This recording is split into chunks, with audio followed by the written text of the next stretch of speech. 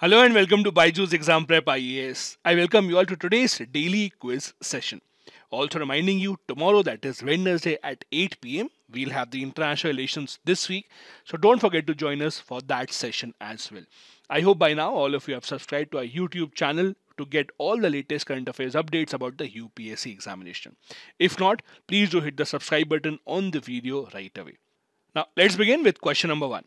Consider the following statements with regards to the Agnipath scheme. Number 1. It is only for personnel below officer ranks who do not join the forces as commissioned officers. Second, upon the completion of the 4 years of service, a one-time Seva Nidhi package of 11.71 lakhs will be paid to the Agniveers that will include their accrued interest thereon. Third, in case of death during service, there is no separate payout apart from the pay for the unserved tenure. Which of the given statements is or are correct about the Agnipath scheme? The correct answer here would be A.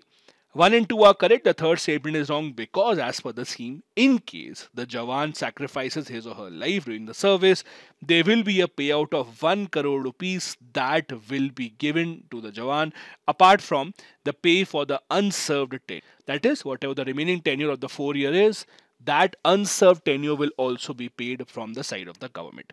The reason why we are discussing this question is because the Prime Minister has recently said that Agnipath scheme would be a boon for our armed forces. He says that the forces will become more youthful and tech savvy under this transformative policy, which will be a game changer in the long run. As you know, the first batch of the soldiers who were recruited under the Agnipath scheme is still ongoing training.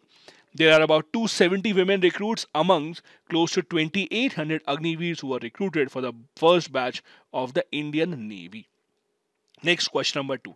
Consider the following statements with respect to Memorandum of Procedure for appointment of judges to the higher judiciary in India. Number 1. The MOP is the official playbook agreed upon by the government and the judiciary on appointment of judges. Second, since the collegium system evolved through a series of rulings by the Supreme Court and is not based on legislation, the MOP is a bedrock of the process of appointments.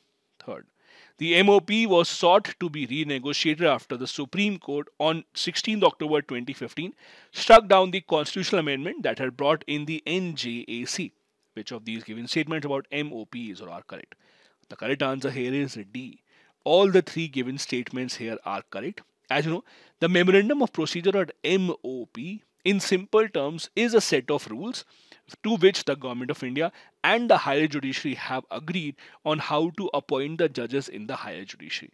Since the collegium system is the one that usually takes care of the appointment of judges, there are certain rules to be followed within the collegium system also, and those rules are called the MOP.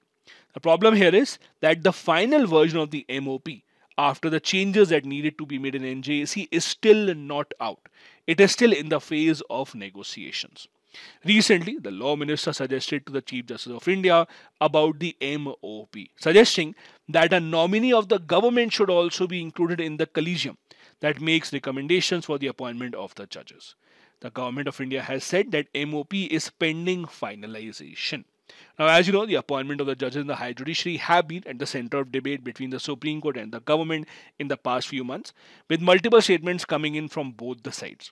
From the side of the government, the Law Minister and the Vice President of India have spoken time and time again of the need to replace the collegium system with something much more substantial, which has some representation from the side of the Government of India as well. Next, question number 3. Consider the following statements with respect to exoplanets. Number 1. Exoplanets are planets that orbit other stars and are beyond our solar system. Second, discovering exoplanets is quite tough as they are small and hard to spot around their bright host stars. Third, when a planet is at a distance that enables it to have liquid water, it is said to be in the Goldilocks zone. Which of these given statements is or are correct about exoplanets? The correct answer here is D. All the three given statements are correct. Exoplanets are those planets that are beyond our solar system. They are very hard to find because we don't have such advanced machinery, and also they are in the vicinity of very bright host stars, and thus they are difficult to identify. Also, if they are in a sweet spot, meaning that not too close to the star so that they would evaporate, and not too far from the star so that they are frozen, if they are in the middle zone, that is, if they have liquid water, that is called the Goldilocks zone.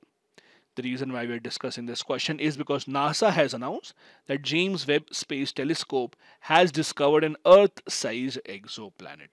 This planet has been named LHS 475b. It is located about 41 light years away, and the planet orbits very close to a red dwarf star and completes the full orbit in about 2 days. Finding a red dwarf star in the solar system is not very hard. Even beyond our solar system, there are many red dwarf stars. As you can see, red dwarf stars are quite common in the universe and they do not radiate a lot of light. That is why it is tough to detect them using a naked eye.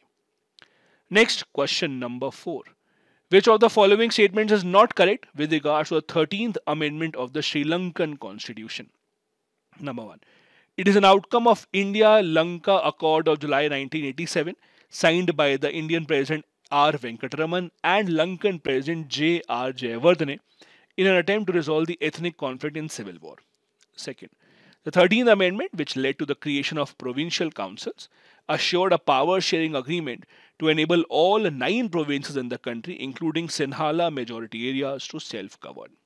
Third, subjects such as education, health, agriculture, housing, land and police are devolved to the provincial administrations. And fourth, in particular, the provisions relating to police and land have never been implemented. You have to tell which of these given statements is wrong about the 13th Amendment. The correct answer is A. This agreement was actually signed between the Indian Prime Minister, Sri Rajiv Gandhi, and the Sri Lankan President of that time, Mr. Jayawardene. The Indian President was not involved here. Thus, the correct answer is A. All the other statements are correct. As you know, as per the 13th Amendment of the Sri Lankan Constitution, the government of Sri Lanka agreed to give more rights to the minority Tamil population, especially giving them the right to self-govern in their own provinces. The problem, however, remains that provisions about police and land especially have never been implemented so far.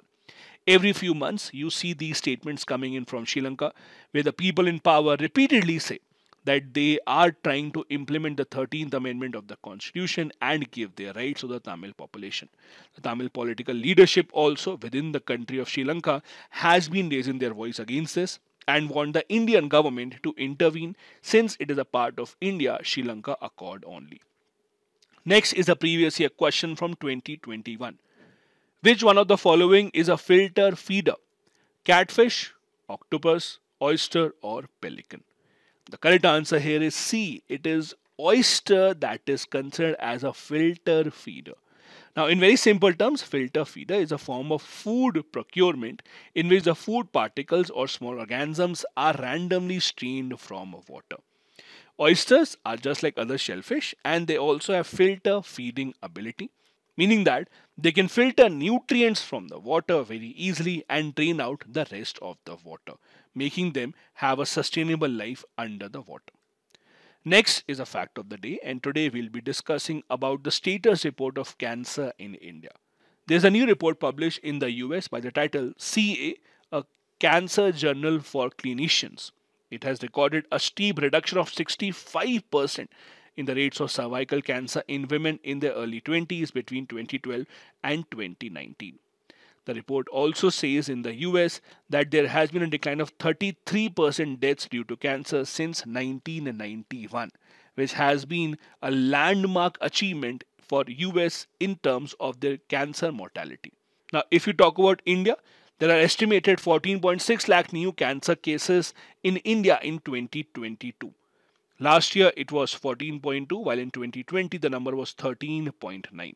All these numbers are as per the National Cancer Registry of ICMR. The experts also say that 1 in 9 Indians will develop cancer during their lifetime, which is a huge number. 1 in 68 men will develop lung cancer, while 1 in 29 women will develop breast cancer, according to a study.